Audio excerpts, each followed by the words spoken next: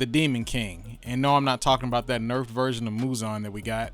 I'm talking about the one true king, the prodigal son, Demon King Tanjiro. Welcome to another episode of Analyzing These Animes. I'm your host, Liquid Zero, and today I will be covering Demon King Tanjiro. Being that this version of Tanjiro is only shown for about 2 chapters, this will be a lot of theory crafting and hypotheticals on my part. However, this should be fun as we get to explore the main character's true potential. The main basis I'm using for Tanjiro's strength is his equivalency to Muzan in Final Battle Tanjiro, which is just the one right before the transformation. I also will give my thoughts on A, if he's stronger than Muzan, and B, if he's stronger than or possibly even defeat Yoriichi in his prime. Alright, so let's begin with defining what exactly Demon King Tanjiro is. I would say he is a combination of a perfect demon slayer and a pure demon. First, let me describe what I mean by perfect demon slayer. Culminating the entire journey of Tanjiro as a demon slayer up until this point, he has gained the ability to use total concentration breathing to perfection.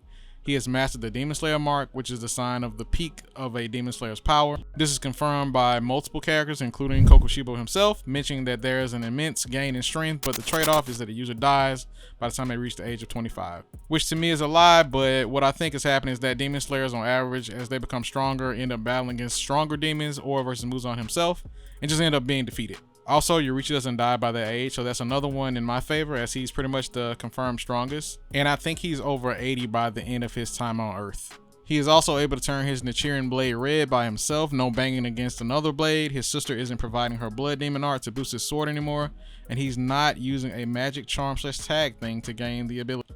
Tanjiro is also the first to unlock the see-through or transparent world technique, which makes his battle spirit undetectable, coupled with a dramatic increase in strength. This allows him to be able to behead Upper Moon 3 Akaza, who previously dismantled Kyojuro and Demon Slayer marked up Giyu. Before Tanjiro, the only confirmed characters to unlock the see-through world were Kokushibo and Yoriichi. This allowed Tanjiro to be able to see exactly how Yoriichi defeated Muzan, as it revealed all his vital points, as well as the permanent scars Yoriichi left in Muzan's body. And yeah, I know, Gyome gets it too, but that's after Tanjiro. All this added up in his previous experience and training, you get basically the second coming of Yoriichi. He even uses the same breathing style as him, and pretty much only Tanjiro and his family lineage are the only ones besides Yoriichi who could even perform the dance. Unless there's some unnamed character that the author will talk about in a one-shot manga or something, but that is a highly unlike, at least at this time. In my opinion, Final Battle Tanjiro isn't on Yoriichi's level just yet, as he still struggles to do all 12 forms at once. It is very likely if he had more time, he would have been able to eventually master it, and based on his current pace, it wouldn't have taken him too long, honestly. But anyway, that's just me theorizing. Obviously, that didn't happen. Alright, I think I've talked about him as a demon slayer long enough. Let's go over what the true demon form would be. I'm calling this the true demon form because unlike all of the spawns of Muzan, this was a pure demonic transfer from Muzan to Tanjiro. Now you can kind of look at this like a body swap, because Demon Tanjiro did go rogue and lose control, but technically so did Muzan when he lost his humanity, which ironically causes his downfall because he kills off his doctor. Muzan isn't exactly Captain Ginyu, but it seemed like his will lived on for the few minutes that Demon King Tanjiro was around on the battlefield. However, he does not have control over Tanjiro as far as we can tell anyway. Now, I think I'm going to hit on this point next, and this is unstable versus stable in Demon Slayer. And specifically, this is talking about demons. So Muzan, despite being stable, has a desire for power and human blood. However, I do think that Upper Moon 1 and Muzan are in complete control and know exactly what they are doing at all times, especially Kokushibo. I never once get the impression that besides when he starts to transform versus the top demon slayers, that he is not in full control of his actions. His personality is also the same as when he was a human. I mean, besides the drinking blood part, but that's just like him having to eat food while he was alive. But technically he did accept Muzan's dirty blood to become a demon in the first place. So yeah. Now back to Tanjiro. Clearly when he starts to transform into the demonic form, he has zero control. You don't even see like a manifestation of a altered personality. He seems almost like a natural disaster waiting to happen. He's going to destroy and devour everything and everyone on the battlefield. Now I do think given time he would gain control similar to Muzan, but this probably won't be instant, as it may even take months before a quote-unquote human-like or intelligent personality emerges. I wish we had more info on Muzan when he first transformed, but I mean, it is what it is at this point. While being unstable, Tanjiro's disadvantage to me is that he has no control, obviously. Theoretically, he could be outsmarted, but there's literally no one in existence that would be able to challenge him at this point. So, the whole point of me stating all this is simply this. I want to compare how strong Tanjiro is to the current Muzan and the one that Yoriichi put in the body bag. So in my opinion, unstable Tanjiro may have the potential to be stronger than any version of Muzan. I simply say this because when Muzan became the first demon, he was just a regular man. And not only that, he was also on his deathbed, like sickly. There's no indication that he had any latent talent or fighting ability. Talking about Muzan here. He honestly comes off as like a trickster archetype, if I had to classify him. The only thing he may have had is just brains, but even then that might be a stretch. With Tanjiro, he is the current strongest Demon Slayer in existence. The only person who can reliably use Sun Breathing, Red Nichiren Blade, and Demon Slayer Mark all at once. And the Muzan I'm talking about here is the one that had just turned into a demon. Like, I'm not saying that the later version of Muzan wasn't smart. I think he's clearly very, very intelligent, but we don't know anything about that version that turned. He could have just been a dude that was dying that had money who found a doctor, you know? So anyway, back to Tanjiro. You're talking about the perfect specimen, and juicing him up with all of Muzan's blood is going to literally create an unstoppable force with no current way to counter or put him down because he can survive in the sun. And I'm talking about in combat because clearly they stopped him with the, like a, you know, antidote or whatever, but whatever. However, there are some issues with Demon King Unstable Tanjiro, and I'll talk about them now. Unstable Demon King Tanjiro is like a wild animal, and that is where Muzan has an advantage over him. Tanjiro has no purpose, control, or even feeling in his demonic form. I guess it would just play out like a natural disaster like I said earlier, but if that's the case, and he just eats and destroys everything on Earth, then really what's the point after that? If I had to pick between Muzan and Unstable Tanjiro, who would be easier to handle, I would actually say Tanjiro simply because of the fact that he's pretty mindless, and because strength won't really be a factor because both him and Muzan are several times stronger than any current Demon Slayer. The only thing that would be left would be brains.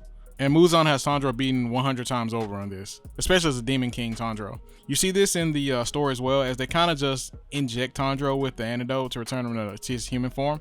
However, that wasn't really the case with Muzan because they had to have an elaborate scheme to lure him out of hiding after all this time. So next I want to talk about a fun part, which would be Tanjiro's potential abilities. So something that we didn't get to see is actually what kind of abilities Tanjiro will have, specifically his Blood Demon art.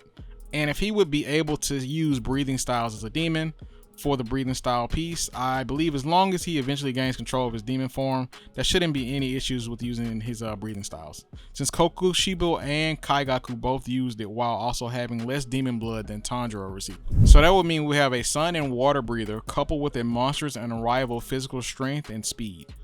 I think that the upper echelon of Hashiras could damage him, but the quick regeneration and the return damage would be immense and probably beyond what even Muzan could do in the final battle. Think about it. Every breathing style is derived from sun breathing, besides what beast breathing, and then the styles are pretty much put in a tier. And Tanjiro has the most powerful offensive and the best defensive style in his arsenal. With his perfect demon body, any of the fatigue drawbacks like total concentration breathing, sun breathing in general, or the Demon Slayer mark are completely irrelevant now. He will literally never run out of energy and can use as many ability or attacks as he wants to. Something else I want to mention is that like Kokushibo, his breathing styles may become enhanced and his abilities become more quote-unquote real. The Demon Slayer abilities aren't real, but the Blood Demon arts are. I'm going to assume Kokushibo's moon breathing attacks are all real and he is really blasting moons at the Hashiras during the fight. I think that Tanjiro could have something similar, which leads to his Blood Demon art, aka the really fun part. So I think that Tanjiro's Blood Demon art would be an enhancement to his current breathing styles. So for example, for water breathing, he could actually now summon a real water dragon. For sun breathing, he will have real flames. Granted, they would probably be pink or red to showcase the demonic nature.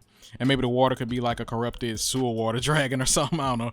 Each form should be amped up substantially. I'm not gonna list out every form and like add an attack. And you just use your imagination here. Like, it'll just be kind of like Kokushibo Moonblast and just demonic Tanjiro stuff. So yeah, Tanjiro should get a power boost to all of his strength in general and his forms, obviously. There would be a multiplier. I guess it's probably like something like 20x because he technically received literally all of Muzan's leftover blood. You could say it's what's left over, so it won't be as powerful as peak Muzan because he's been corroded, damaged a lot over time. He's also been poisoned and lost a lot of blood through the years and through this battle. However, the one thing that kind of corrects all of this is that all Tanjiro has to do is start to feed on human. And he should become as strong, if not stronger, than the Muzan that we at least see in the story with the scars. But yeah, any multiply over 10x should be fair. So I'm going to stick with 20 for now.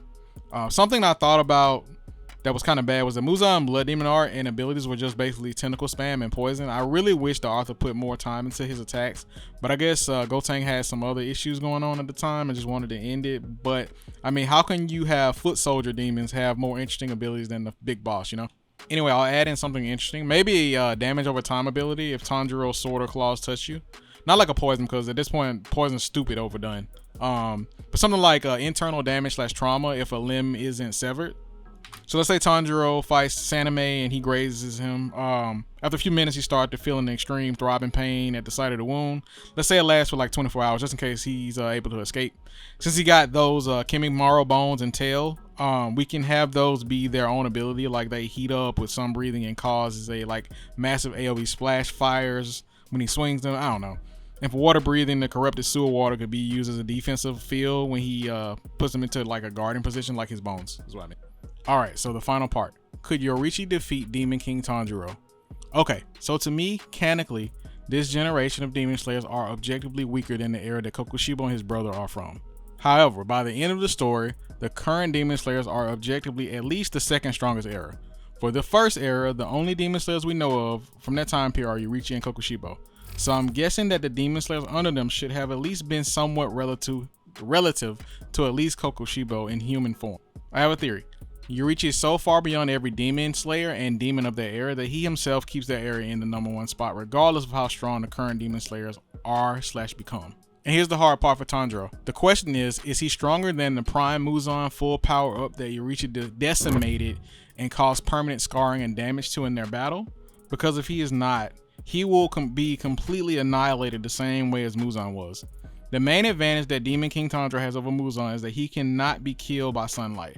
However, we know that the demon can be killed if all of his vital organs are destroyed, because if Muzan did not send his body parts flying, he would have died that night fighting Yorichi. We do know Demon King Tanjiro gained immense abilities and strength, and you can add in the abilities I created as well. The issue I see is Tanjiro received nerfed on the brink of death Muzan's leftover blood. Also, Demon King Tanjiro has not eaten a single human. And note, I'm talking about both forms at once, so a stable and unstable Tanjiro. The only difference is the one that has control will probably have a closer fight than the one that has no control. I feel like the no control one would probably be destroyed with relative ease. So with that being said, I cannot say with supreme confidence that his level of demonic power is on the level as the Muzan that Yorichi defeated back in the day. His saving grace is actually his Demon Slayer abilities, Demon Slayer Mark and Red and Cheering Blade. But the issue I see is Yorichi has so much experience in combat ability, and he's still superior to Tanjiro even with the Demon Slayer and demonic power up. Now Tanjiro had years to devour more humans and become stronger and also actually stop being mindless to the point he could strategize, and I believe the Demon King could eventually defeat Yorichi. Also never forget Muzan did say Yorichi was the monster in the story, not him. To me, that's very telling that he is the strongest character in the verse, and he should be revered as the god that he is. And yeah, that's it. Man, I know it's been a minute, and this was supposed to drop 2 weeks after the last video I did, how strong Tanjiro is video, but real life happened. Got another job that's been kicking my ass, but I'm making way more money now. I should be back relatively, so expect some more videos soon. And yeah, I hope you guys enjoyed this one. If so, please give your boy a like and go ahead and sub up. I'll see y'all on the next one. Peace.